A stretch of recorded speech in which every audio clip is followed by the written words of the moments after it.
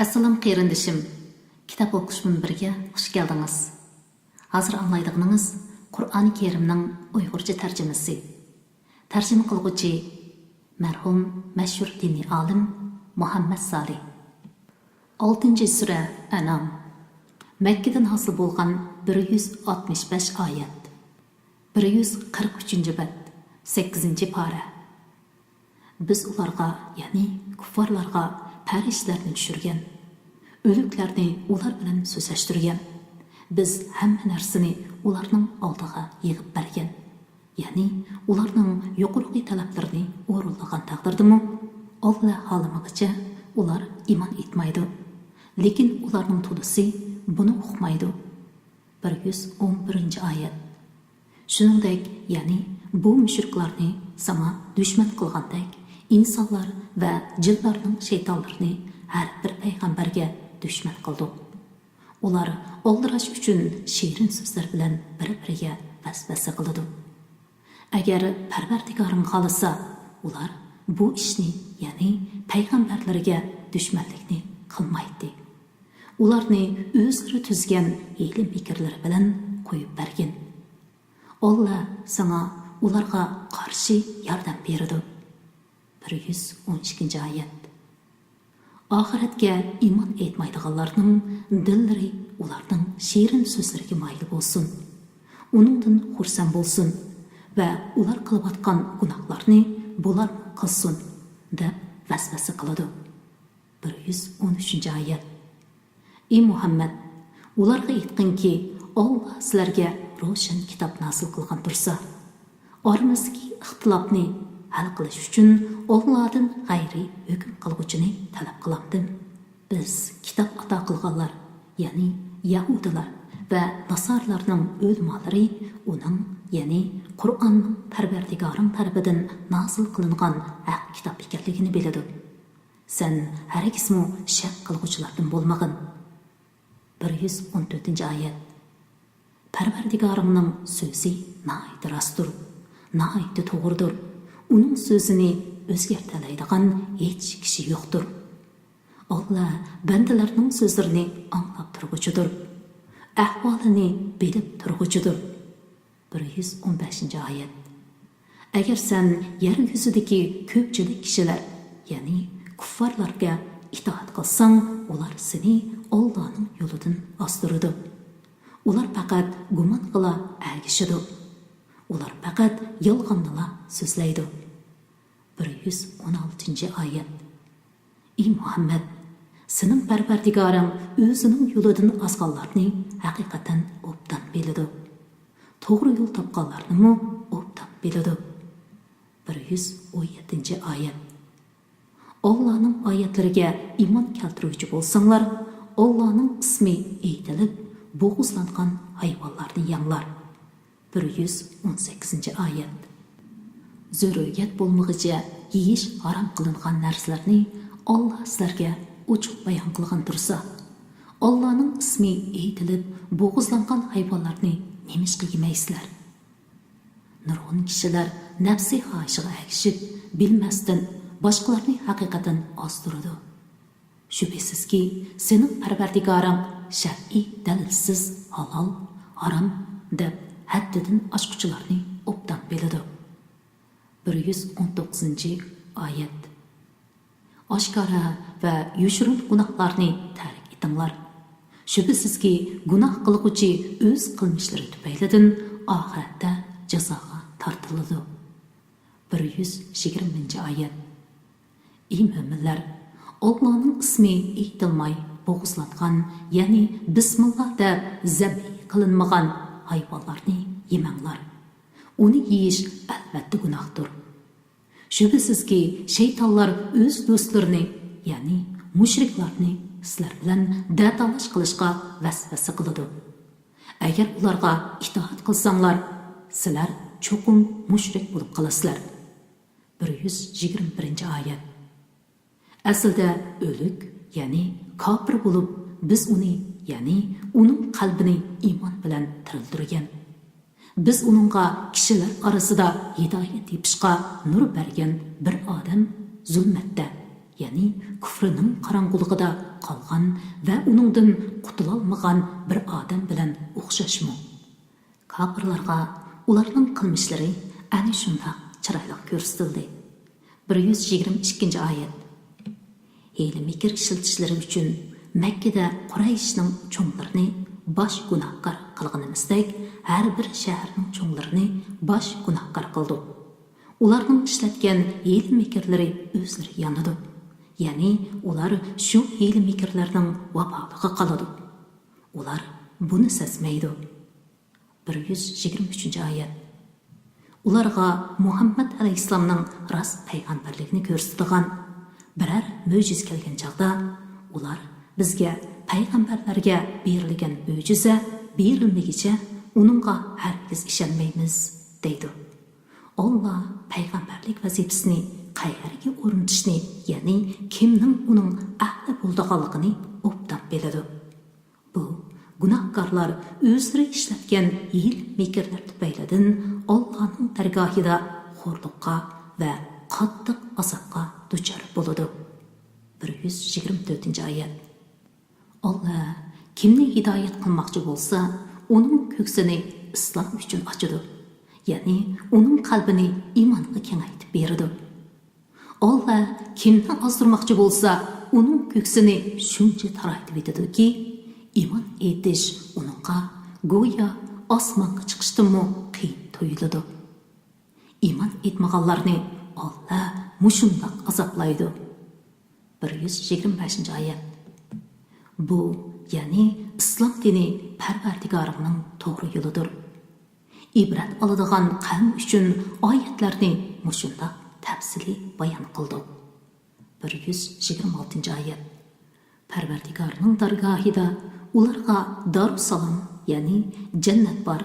Ularning qilgan yaxshi amallari uchun Allah ularga madadkordir. 127. Allah insonlarni, jinlarni hisob uchun to'liq yig'digan kunni aslagin. Bu kunda Allah aytadiki: "Ey jinlar jamoasi, sizlar nurg'un odamlarni ozdirdinglar. Ularning insonlardan bo'lgan do'stlari, ey Parvardigorimiz, biz bir-birimizdan foydalandik. Biz endi sen belgilagan vaqtga, ya'ni qiyomat kuniga yetdik" deydi. Allah do'zax sizlarning joyinglardir. Sizlar Allohning xohishiga bog'liq holda u yerda mangu qolasizlar deydi. Shubhasizki, sening Parvardigoring hikmat bilan ish qilguchidir, hammani bilguchidir. 128. Shuningga, ya'ni insonlar bilan jinlarni o'zaro foydalantirganimizga o'xshash qilmishlari tufaylidan zolimlarning ba'zisiga musallat qilamiz. 129. Ey jinlar va insonlar jamoasi, sizlarga o'z ichinglardan mening oyatlarimni bayon qilib beradigan, bu kunlardagi uchrashishdan sizlarni ogohlantiradigan payg'ambarlar kelmadimi? Ular gunohlarimizni e'tirof qildi deydi. Ularni dunyo tirikchiligi oldigan, ular o'zlarining haqiqatan kofir bo'lganliklarini e'tirof qiladi. 130. Bu shuning uchunki Parvardigoring shaharlarning aholisini ularga payg'ambarlar avatib ogohlantirmasdan g'aflatdagi vaqtlarida zulm qilganliklari tufaylidan halok qilgani yo'q. 131. Oxiratda har odamning qilgan amaliga yarasha darajasi bo'ladi. Parvardigoring ularning qilgan ishlaridan g'ofil emas. 132. Parvardigoring xaloyiqdan va ularning ibodatlaridan behojatdir. Rahmat egisidir. Agar u xolisa sizlarni halok qilib, sizlarni boshqa bir qavmining avlodidan paydo qilgandek, sizlarning o'rninglarga o'zi xohlagan itoatman boshqa bir qavm qo'yadi. 133. Sizlarga va'da qilingan qiyomat, o'lgandan keyin tirilish qatorliq ishlar cho'qim maydonga keladi. Sizlar qechib qutulolmaysizlar. 134. Ey Muhammad, ularga aytqinki, ey qavmim, sizlar kuchinglarning yetishicha ishlanglar, ya'ni kufringlarda ching turinglar. Menmi cho'qim kuchimning yetishicha ishlayman, ya'ni menmi o'z da'vatimda ching turaman. Oxiratda kimning oqibati yaxshi bo'lganligini uzun qolmay bilasizlar. Zolimlar albatta maqsadiga erisholmaydi. 135.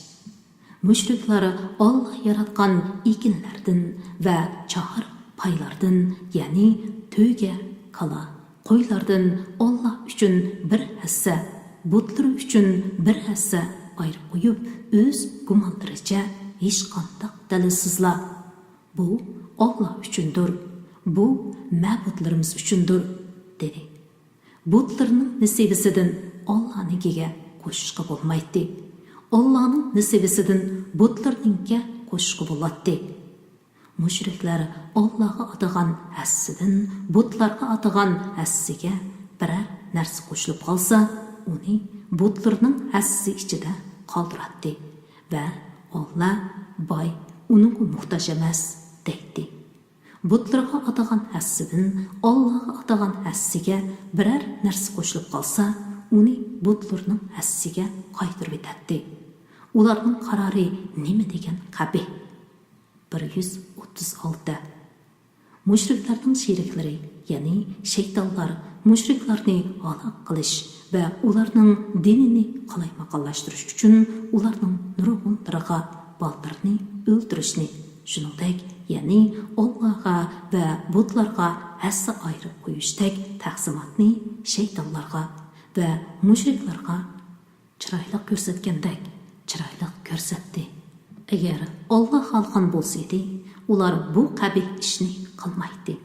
Ularni Allohga chaplagan yolg'onlar bilan billa tarik etdi. 137. Ular o'zlarining gumonicha bu hayvonlar va ekinlar ma'budlarimizga xos bo'lib, boshqalarga haromdir. Ularni faqat biz xohlagan odamlarla yeydi. Bu hayvonlarni menish haromdir. Bu hayvonlarni bo'g'izlaganda Allohning ismini aytishga bo'lmaydi, dedi. Ular Allohga yolg'on chapladi. Allah ularni yolg'on chaplaganliklari uchun jazolaydi. 138-oyat. Ular bu hayvonotlarning qo'rsoqlaridagi bolalari bizning er kishilarimizga xosdir, bizning xotin kishilarimizga haromdir, dedi. Agar tug'ilgan hayvon o'lik bo'lsa, bu er kishilar bilan xotin kishilar orasida o'rtaqdir, ya'ni uni hammaylan tang yeydi deb halol haromni tayinlashdi.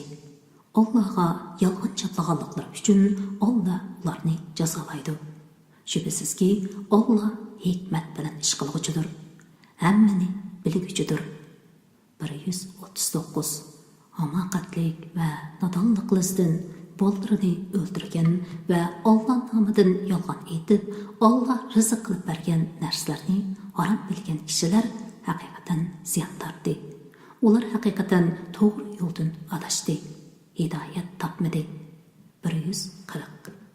Allah bedishlik va bedishsiz bog'larni barpo qildi. Mevalari, dollari, rangi, ta'mi, hajmi va puruqi bir-biriga o'xshamaydigan xurmo daraxtlarini, ziroatlarni, rangi va shakli bir-biriga o'xshaydigan, ta'mi o'xshamaydigan zaytun va anorlarni yaratdi. Mevasi pishqanda ulardan yanglar. Mevaning usulni yiqqan kunda, ya'ni yiqqan vaqtda uning o'shrisini ado qilinglar. Isrof qilmanglar. Allah haqiqatan isrof qiluvchilarni yoqtirmaydi. 141-oyat. Allah chahar paylarni, ya'ni to'yga, kala, qo'ylarni, yuk ko'tardiganlarni, bo'g'zindiganlarni yaratdi. Allah sizlarga rizq qilib bergan narsalardan yanglar. Shaytonning orqasiga kirmanglar. Shayton sizlarga haqiqatan ochiq dushmandir. 142-oyat. Allah sizlarga yesh halol qilingan 8 xil chahar payini yaratdi.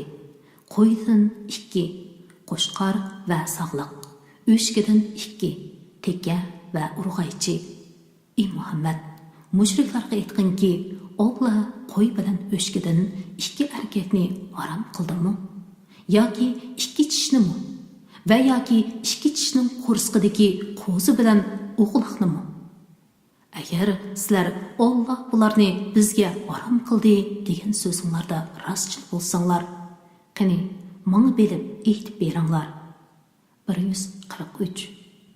Allah sizlarga to'ydan ikkini, ya'ni erkak bilan tishini, qolidan ikkini, ya'ni erkak bilan tishini yaratdi. Mushriklarga aytqinki, Allah ikki erkakni harom qildimi? Yoki ikki tishnimi? Va yoki ikki tishning qo'rsqidagi bo'tloq bilan mo'zaylinimi? Yoki Allah buni sizlarga tavsiya qilgan chog'da sizlar hozirmidinglar? Kishilarni ozdirish uchun bilmay turib Allah nomidan yolg'on aytgan odamdimi? Zolim kishi bormi? Shubhasizki, Allah zolim qavmini hidoyat qilmaydi. 144. Ey Muhammad, Makka kuffarlarga aytqinki, sana vahiy qilingan ahkomlar ichida o'z o'lib qolgan narsa yoki eqib chiqqan qon va yoki cho'chqa go'shi, cho'chqa nejis yemakliklarga odatlanganligi uchun cho'chqa go'shi pasqinidir va Allohdan g'ayrining ismi aytilib bo'g'izlangan gunoh moldan g'ayrini har qanday odam uchun harom ko'rmayman. Kimki ulardan, ya'ni yuqorqi harom qilingan narsalardan noiloj va ixtiyorsiz holda hayot saqlab qolgudek esa hech gunoh bo'lmaydi. Chunki Parvardigoring mag'firat qilg'uchidir. Bandalariga mehribondir. 145-oyat. Yahudilarga to'ng toyoqliq, ya'ni to'yga qushqa o'xshash ochi tuyoqliq bo'lmay, to'ng tuyoqliq bo'lgan hayvonlarning hammasini harom qildik.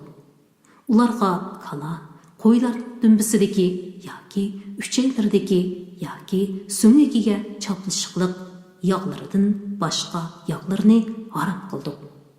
Bu ularning payg'ambarlarni o'ldirish, jazo qilish, kishilarning mol-mulkini nohaq yevilish qatorliq zulmlari tufaylidan ularga bergan jazoimizdir. Biz albatta bergan xabarlarimizda rostchilmiz. 146-oyat. Ey Muhammad, agar ular, ya'ni Yahudilar seni inkor qilsa, sen Parvardigoringlar qilmishinglar uchun sizlarni o'ldirib jazolamaganlikdan keng rahmat egisidir. Allohning rahmatiga mag'rur bo'lmanglarki, Allohning azobi gunohkor qavmidan qaytarilmaydi degan. 147-oyat. Mushriklar, agar Alloh xohlasa edi, biz va ota-bobolarimiz sherik keltirmaydik deydi. Ulardan burungi kishilar toki bizning azobimiz nozil bo'lib, azobimizni tetiganga qadar o'zlarining payg'ambarlarini mushundoq, ya'ni mushriklar seni inkor qilgandek inkor qilgan edi. Ularga aytqinki, so'zinglarning rostligiga pokitinglar bo'lsa, bizga chiqarib ko'rsatinglar. Sizlar faqat gumon qila asoslanasizlar. Allohga faqat yolg'onni choplaysizlar. 148-oyat. Ey Muhammad, aytqinki, sizlarning pokitinglar bo'lmasa, Allohning aniq pokiti bor. Agar u xohlasa, hammalarni albatta hidoyat qiladi. 149-oyat. Ey Muhammad, ularga Alloh buni harom qildi deb guvohlik beradigan guvohchilaringlarni chaqirib kelinglar degan. Agar ular hozir bo'lib yolg'ondan guvohlik bersa, ularga qo'shilib guvohlik bermagin. Chunki u butunlay yolg'ondir. Bizning oyatlarimizni inkor qilgan va oxiratga ishonmaydiganlarning nafsi xohishlariga ergashmagin. Ular Parvardigoringga sherik keltirdi. 150-oyat. Aytqinki, sizlar kelib anglanglar. Alloh harom qilgan narsalarni sizlarga o'qib beray. Sizlar Allohga hech narsani sherik keltirmanglar. Ota-onalarga yaxshilik qilinglar. Namratlikdan qo'rqib, balanglarni o'ldirmanglar. Biz ularga va sizlarga rizq beramiz. oshkora va yushurun yomon ishlarga yaqin kelmanglar. Allohning amriga xiloflik qilib, nohaq odam o'ldirmanglar.